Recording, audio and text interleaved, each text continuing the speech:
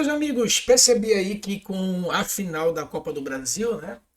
Vasco e Corinthians, Corinthians e Vasco, eu vi um contramovimento, ainda que sutil, da torcida mista, né? Ainda que não expresso, mas houve aí um contramovimento, ou seja, um reacendimento, vamos dizer assim, da torcida mista. Não sei se é impressão minha ou se realmente está rolando aí esse reacendimento silencioso, né, da torcida mista.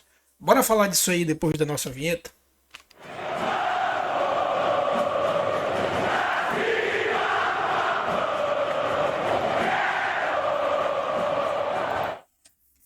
Meus amigos, não se esqueçam aí, por favor, de dar o like, se inscrever, curtir, comentar e compartilhar, né? A gente vai bater um papo aí sobre a torcida mista, né? Só para lembrar, que é a torcida mista? A torcida mista é aquele tipo de torcedor, sobretudo no norte, no nordeste, até ali no centro-oeste, em Goiás, ali no Paraná, que ele torce para dois times, né? O seu time regional e o seu time nacional. Então, um exemplo mais clássico. O cara é Paysandu e Vasco, ele é Remo e Flamengo, né? Lá em Goiás, o cara é Goiás e Flamengo, enfim, Goiás e Vasco, Fluminense, ou Corinthians, né? Corinthians e São Paulo, sobretudo, tem bastante incursão aí fora do Rio. São os dois times que têm bastante torcida aí nacionalmente. Então esse é o chamado movimento misto. E teve uma época que esse movimento estava até um movimento mundial, né? O cara era Paysandu, era Flamengo ou Vasco, enfim. E era Chelsea, era enfim, né? Então, e aí depois disso, começou a ocorrer um movimento anti-torcida mista, ou seja, torça apenas para o seu time local, né? Primeiro a gente tem que entender que essa questão da torcida mista, ela tem toda uma construção histórica, né? Principalmente as pessoas que nasceram ali na década de 70, 80 e 90, né? Então, futebol muito na década de 70, 80 e 90, eu faço parte dessa década de 90 que viu o futebol. Há uma construção de consolidação de times, sobretudo times carioca, né? Não à toa o Flamengo tem a maior torcida do Brasil. Por quê? Porque as TVs passavam muito jogo do Flamengo, sobretudo ali no Campeonato Carioca. Então, Vasco, Flamengo e Vasco, por muito tempo, lideraram as torcidas nacionais. Depois o Vasco entrou um pouco em declínio, aí São Paulo e Palmeiras meio que chegam. Oficialmente, São Paulo, Palmeiras e Corinthians estão na frente de Vasco, mas eu acho que isso se deve muito pela população de São Paulo.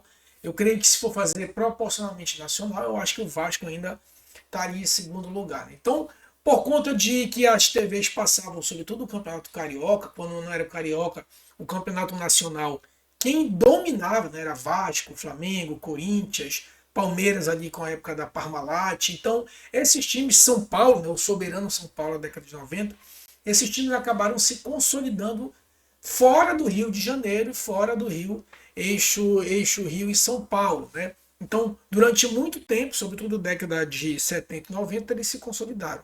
O Pará, especificamente aqui no nosso estado, né, a gente começou a despontar um pouco para o cenário nacional. A Tuna ganhou o brasileiro da segunda divisão lá em 85. Depois o Paysandu ganhou o brasileiro de 91. Inclusive Guilherme Guerreiro, o nosso jornalista lá da Rádio Clube, diz que com o título brasileiro do Paysandu de 91, o Pará, enfim, começou a alçar alguns ares nacional, né? Começou a se mostrar a força da torcida do Pará começou a se mostrar nacionalmente, né? Depois veio o Remo ali em 93, que se eu não me engano conquistou ali a oitava colocação, que não deixou de ser também uma demonstração de uma força regional nossa, né? Então, ou seja, início da década de 90 que começou a mostrar mais ou menos regionalmente ali o nosso potencial, né? Isso culminou com a era de ouro do Paysandu ali, 2001, bicampeão brasileiro, depois participação em Libertadores, campeão dos campeões, né?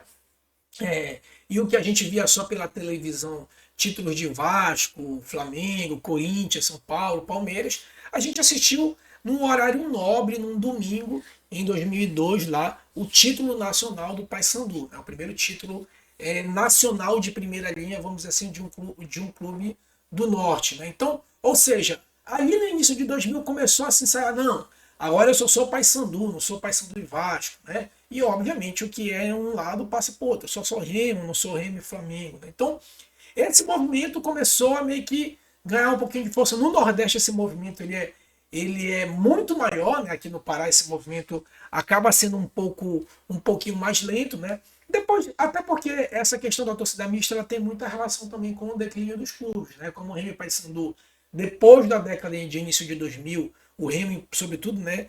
Enfrentou uma draga ali, 7 anos sem divisão, o Paysandu ficava hora na C, hora na B, né? Então, isso se deve muito também ao desempenho esportivo. Se não bastasse já a questão da televisiva, né, de transmissão, o declínio esportivo de Remo e Paysandu também contribuiu para esse arrefecimento do anti-movimento misto, né? Agora, né, e a gente pode dizer agora aí, década de 2020, né, sobretudo com essa garotada nova chegando em rede social, e eu acho que, e aí é uma opinião, tá? É só uma percepção, eu não tenho dados, é só uma percepção. Eu acho que, sobretudo, com a Série B e a Série C tendo os streams, né, que são os campeonatos que Remo e Paysandu disputaram aí a partir da década de 2020, tendo os streams como meio de veiculação desses campeonatos, da Zon, infelizmente para o Paysandu nascer agora, e ano passado na Disney Série B, eu acho que com isso aquela hegemonia de TV Globo ela foi quebrada, e parte do problema, que não é tudo na questão televisiva, né? Parte do problema está sendo um pouco solucionado, né? Por conta aí que agora Remo e Paysandu podem assistir seus jogos sem depender de uma transmissão monopolizada, exclusiva, né? E repito, aqui também não quero demonizar a TV Globo e tal, aquilo era produto do seu tempo, né? Naquele tempo, o futebol, a televisão, ela era arquitetada nesses termos, né? Um monopólio de uma TV, ou TV Globo, ou às vezes a TV Bandeirantes, e assim era o futebol, né? Futebol entendido como ele é. Então, eu acho que com essa questão dos streams, o misto começa a perder um pouco de força, né? E agora, no nosso caso aqui no Pará, o Remo na Série A, muito provavelmente a torcida do Remo talvez comece a largar um pouquinho essa questão do misto, né? Só que eu acho que essa final da Copa do Brasil aí, Vasco e Corinthians, ela comprova que o misto ele não perdeu totalmente essa força, né? Ainda que com um rival lá na Série A. Para você ter uma ideia, quando eu fui na academia hoje, eu vi pessoas, inclusive dessa geração, né, fisionomicamente ali, aquela geração de 20 e poucos anos, com camisa de Corinthians, com camisa de Vasco, né, coexistindo ali com camisa de Remo e Paysandu. Porque essa questão do misto ela é muito geracional, né? Como eu falei, década de 70, 80, 90 vai ser muito. Eu, por exemplo, né? Que sou torcedor do Vasco, achei, pô, eu tenho um canal do Paysandu, vivo o Paysandu, mas, cara, eu tô super feliz com essa final para assistir o Vasco, né? O Vasco, depois de muito tempo, né? Eu como vivi o futebol da década de 90, peguei Vasco de Libertadores, o Vasco que esse sim foi de igual para igual, jogou até legal contra o Real Madrid. O Vasco tetracampeão brasileiro, com Edmundo, Romário, Bebeto, enfim. Então, me parece que, apesar de ser uma questão geracional, ou seja, raramente você vai conseguir pegar um cara da década de 70, 80, 90 como eu, né? Vai ser muito difícil, né? Como todo e qualquer movimento, né? Por exemplo, a questão da misoginia, racismo, né? É uma questão geracional também, né? O pessoal mais novo consegue assimilar isso muito mais. Já os tiozão do pavê lá de 70, 60, 80, são pessoas que foram criadas naquela década, né, naquele tempo, são produtos do seu tempo. Então é muito mais difícil explicar para ele essa questão das minorias e tal. A mesma coisa é o movimento misto, né? Para gente que veio da década de 70, 80, 90, é muito difícil, cara. A minha memória afetiva de futebol, eu virei Vasco com o jogo do Romário lá em 89, o Romário, o América, olha só, era um jogo do Campeonato Carioca. O América lá do Rio estava ganhando de 2-0, o Vasco virou com 3 gols de Romário. Foi ali que eu me tornei vascaíno. Meu pai é Fluminense. Fluminense e Santos, né? Porque é uma pessoa de muito mais antigo, na época de Pelé e tal. Então, eu me tornei Vasco pela Globo, assistindo numa TVzinha, né, preta e branca, daquelas que a gente girava. Então, quer dizer, futebol é muito questão de memória afetiva. Então, por mais que eu seja fanático pelo Paysandu, tenha toda uma construção com meu pai, de ir pro estádio e tal, assistir o jogo do Paysandu, perceba que por uma questão geracional e de transmissão de TV, eu tenho memórias afetivas com o Vasco. E estou muito feliz em assistir a final Vasco e Corinthians. Então, isso demonstra pra gente, com essa final Vasco e Corinthians, que o movimento, que o torcedor misto, ele não está morto, né? E aí vem aquela seguinte questão, né? Não tem aquela propaganda da bateria Mouras, né? É Moura porque dura mais ou dura mais porque é Moura? Com essa questão dos clubes mistos, né, a grande argumento de quem é a favor, né, de quem é contra a torcida mista, é dizer, pô, enquanto você apoiar times de fora e o seu time local, o seu time não vai crescer, né? Porque você vai comprar a camisa também do time de fora, vai dar audiência para o time de fora e tal. Acaba que entra nessa questão aí regional, né? Porque como é que você vai dar apoio para o seu time regional se você também está torcendo ali para o time de fora, né? Então, é essa questão, esse argumento que se coloca aí contra o movimento misto, né? Eu sempre costumo dizer que eu sei que tem Fortaleza e Ceará, eu sei que tem Cruzeiro e Atlético Mineiro, as rivalidades regionais, né? Eu sei que tem Sport Santa Cruz ou Náutico e tal.